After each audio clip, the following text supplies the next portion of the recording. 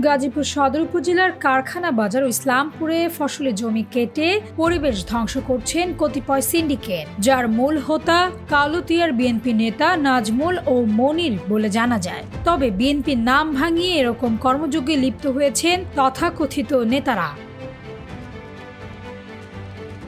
স্থানীয়রা বলেন, পরিবেশ ধ্বংস করে গাজীপুর মহানগরীর বিভিন্ন স্থানে ফসলের জমিতে মাটি কেটে বিক্রি করে মাটি খেকো কতিপয় দুষ্কৃতকারী ধ্বংস করছে ফসলের জমি। বিভিন্ন জায়গায় মোবাইল কোর্ট পরিচালনা করলেও একদিন দুদিন পর আবারও সেই আগের চিত্রই দেখা যায়। ম্যাজিস্ট্রেট এর কাছে দেওয়া জরিমানা তাদের যেন গায়ে শিহরণ হয় না।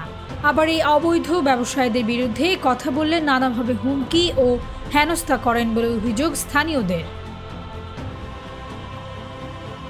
গাজীপুর মহানগরীর ইসলামপুর ও কাউলুতিয়া কারখানার বাজার সহ বিভিন্ন স্থানে দেখা যায় রাজনৈতিক দলের নাম ভাঙিয়ে কতিপয় দুষ্কৃতকারীরা মাটি কেটে ধ্বংস করছে ফসলের জমি ও নদীর পাড়।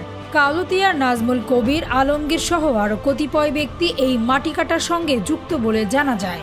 এ বিষয়ে গাজীপুর পরিবেশ অধিদপ্তরের পরিচালক বলেন, ইতোমধ্যে বিষয়টি আমাদের নজরে এসেছে, তবে মাঠে কাটাটা সরাসরি পরিবেশের অন্তর্ভুক্ত নয়। এ বিষয়ে জানতে চাইলে সদর সহকারী কমিশনার ভূমি বলেন, ফসলের জমি ধ্বংস করে মাটি কাটা অবৈধ, অযৌক্তিক। আমরা তাদের বিরুদ্ধে আইনগত ব্যবস্থা নেব। তাসনাম আয়ুষী, ভোরের পাতা।